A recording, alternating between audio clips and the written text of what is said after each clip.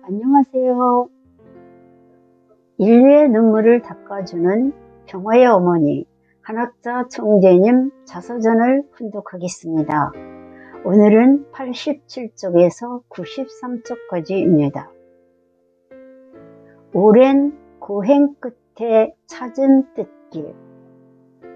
대구로 내려온 우리는 성주교의 정석천과 그의 가족을 만났습니다. 반가움이 이만저만 아니었습니다. 그는 오랫동안 헤어졌던 형제라도 만난 것처럼 무척 기뻐했습니다. 철선의 성주교는 일제의 탄압과 공산당의 극악스러운 핍박으로 거의 사라졌음에도 정석천은 뜻을 기필코 이루기 위해 계속 예배를 드리며 재림주님을 맞이할 준비를 하고 있었습니다. 부지런히 광산 사업도 하고 쌀과 석유 장사도 해서 살림이 궁색하지는 않았습니다. 어머니는 그에게 당부를 잊지 않았습니다. 우리가 북한에 있을 때 허빈 부인을 통해 은혜를 많이 받았고 큰 역사가 있었어요. 재림주님은 곧 한국에 오실 것이니 그를 맞기 위해 힘써 기도해야 해요. 흩어졌던 신도들이 모여 열심히 기도하던 어느 날, 어머니는 재림주님을 만나기 위해서는 더 정성스러운 생활을 해야 한다는 하늘의 계시를 받았습니다. 기도만 해서는 안 되고 생식을 해야 한다. 어머니는 생솔잎을 먹었는데 그나마 쪄서 먹으면 괜찮았으련만 솔잎을 그냥 생으로 먹다 보니 이가 몹시 상했습니다. 그러면서 하나밖에 없는 딸을 공부시키려겠다는 생각에 장사를 시작했습니다. 어머니는 북한에서 결혼 전에는 비교적 유복하게 생활했습니다. 외할아버지가 농사를 크게 지었고 외할머니가 재봉틀 상회를 운영한 덕분에 시골에서는 드물게 남매 모두 상급학교를 다녔습니다. 외할아버지는 어머니에게 늘 가르침을 주었습니다. 아무리 어려워도 남에게 신세를 지면 안 된다. 그 말을 지키기 위해 어머니는 조그만 구멍가게를 열었습니다. 그런데 김치국과 솔잎, 땅콩을 하루에 2번만 먹고 장사를 하려니 몸이 늘 피곤하고 허약했습니다. 제대로 먹지 못해 기운은 없었으나 오히려 정신은 더 맑았습니다. 외할머니가 그 모습을 보고 놀라면서도 측은해하지 않을 수 없었습니다. 그렇게 먹고 어떻게 장사를 하느냐? 정말 기적 같은 일이구나. 어머니는 굶주린 채 돈도 많이 벌지 못하면서 석 달가량 장사를 했습니다. 신앙심이 워낙 깊고 무조건 믿어야 한다고만 알고 있었습니다. 안타깝게도 현실과의 타협이라는 것을 몰랐습니다. 그렇게 죽을 고생을 하면서도 딸이 세속에 물들지 않고 순수하게 자랄 수 있도록 늘 마음을 기울였습니다. 나는 봉산동에 있는 대구초등학교에 들어가 공부를 했습니다. 얼굴뿐만 아니라 자태가 점점 더 예뻐지고 공부를 잘해서 친구들에게 인기가 많았고 어른들에게도 귀여움을 많이 받았습니다. 어느 날 오후 어머니가 가게를 지키고 있을 때 나는 가게 앞 골목에 나와 혼자 놀고 있었습니다. 어떤 사람이 지나가다가 나를 보고 우뚝 멈춰 섰습니다. 눈빛이 형용한 도인이었습니다. 어머니는 가게에서 나와 도인에게 공손히 인사를 했습니다. 도인은 나를 가리키며 물었습니다. 아주머니 딸입니까? 그러더니 따스하고 깊은 눈빛으로 나를 바라보았습니다. 내가 어머니에게 눈길을 돌리자 도인은 말문을 열었습니다. 어머니는 따님 하나 바라고 사시는데 열나들 부럽지 않은 딸이니 훌륭하게 기르세요. 그런데 이 딸은 머지않아 시집을 가게 됩니다. 남편 될 사람은 나이가 많은데 훗날 바다와 육지와 하늘을 넘나드는 출중한 능력을 가진 큰 인물일 겁니다.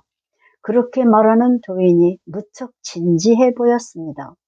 어머니는 하나밖에 없는 딸을 더 정결하게 키워야겠다는 마음으로 1954년 제주도 서귀포로 건너갔습니다. 번잡한 도시를 떠나 깨끗한 자연 속에서 나를 키우기 위함이었습니다. 그곳에서 정석천의 아우 정석진 일가와 함께 9개월을 지냈습니다. 어머니는 내가 초등학교를 졸업한 다음에 세상과는 무관한 가운데 주님을 위한 성녀의 길을 걷게 하려고 했습니다. 하나님의 딸로서 소명을 받기까지는 단지 순결해야 한다는 생각으로 정성을 쏟았습니다. 나는 신호초등학교 5학년으로 전학했는데 한창 뛰어날 나이에 가혹하리만큼 혹독하게 신앙생활을 했습니다.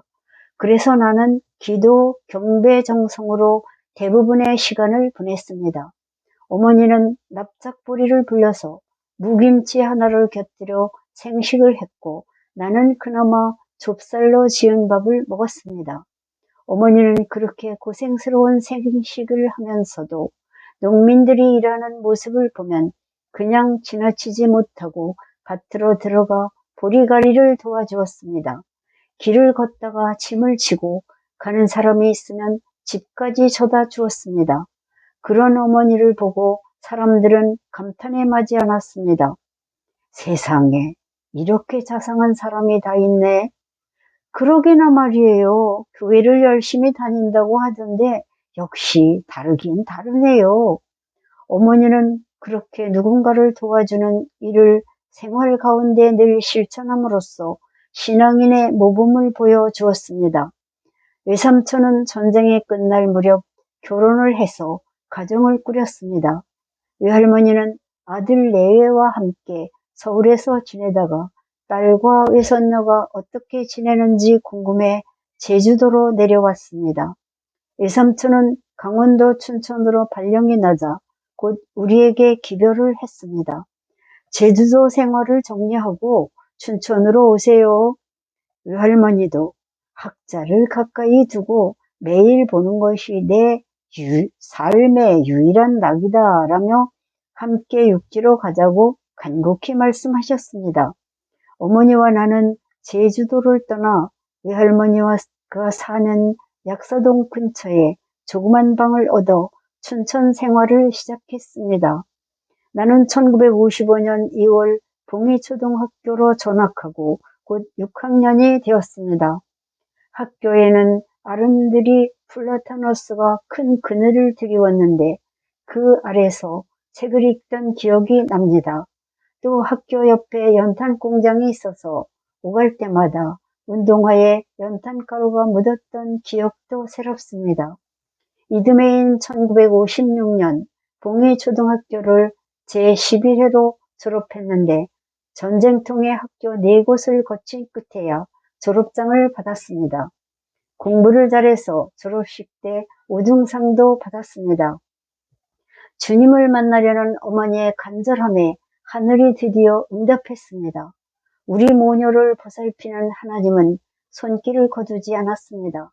우리보다 먼저 남한으로 내려와 대구에서 살던 정석천은 항상 모친 김성도의 유언을 기억하며 실천하려 했습니다. 하나님이 맡기신 뜻을 내가 성사하지 못하면 다른 사람을 통해서라도 이룰 것이다. 주님이 오시는 단체는 음란 집단으로 오해받아 핍박을 당하고 옥고를 치를 것이다.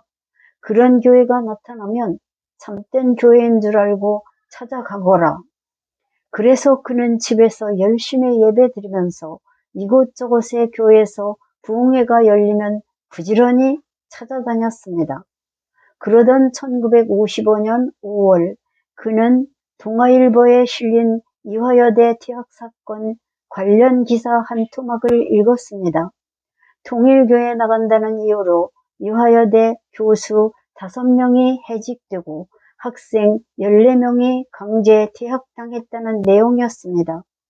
모친의 예언이 이루어지고 있음을 직감한 정석천은 부산에 사는 누나에게 편지를 보냈습니다. 누나는 딸과 함께 신문 조각을 들고 무작정 서울 청파동으로 올라왔으나 문총재는 만나지 못하고 부산 통일교회를 소개받아 다시 부산으로 내려갔습니다. 그리고 대구에 있는 정석천에게 이 사실을 알렸습니다. 정석천은 대구 통일교회를 찾아가 원리 말씀을 듣고 그 자리에서 통일교 신도가 되었습니다. 그런데 입교한 지 열흘 만인 7월 4일에 문총재가 투옥되는 충격적인 사건이 일어났습니다.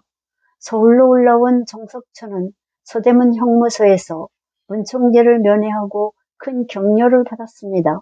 문총재가 10월 4일 무죄로 석방되자 정석천은 대구 살림을 모두 정리하고 서울로 올라와 뜻길에 헌신하게 되었습니다.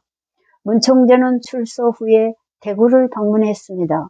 그때 춘천으로 이사한 어머니는 하얀 용이 품에 안기는 꿈을 꾸었습니다. 하얀 용이 누구를 의미하는지, 품에 안기는 것은 또 무엇을 뜻하는지 정확히 알 수 없었으나 조만간 큰일이 닥치리라는 예감이 들었습니다. 마침 정석천이 보낸 편지를 읽고 곧장 대구로 내려갔습니다. 그러나 문총재는 이미 서울로 올라간 후여서 만나지 못했습니다. 아쉬운 마음으로 대구를 떠나려 할 때 또 꿈을 꾸었습니다. 황금용 한 쌍이 서울을 향해 엎드려 있는 꿈이었습니다. 어머니는 그 꿈을 가슴 깊이 새기고 서울로 올라와 한다름의 정파동 교회를 찾아갔습니다. 그곳에서 처음으로 문총재를 뵙고 인사를 올렸습니다. 꿈에 나타난 하얀 용이 누구인지 궁금증이 풀렸습니다. 그때가 1955년 겨울 초입이었습니다. 30년 넘게 온갖 고행을 하며 꿈에 그리던 재림주님을 만나 더할 수 없이 감복했습니다.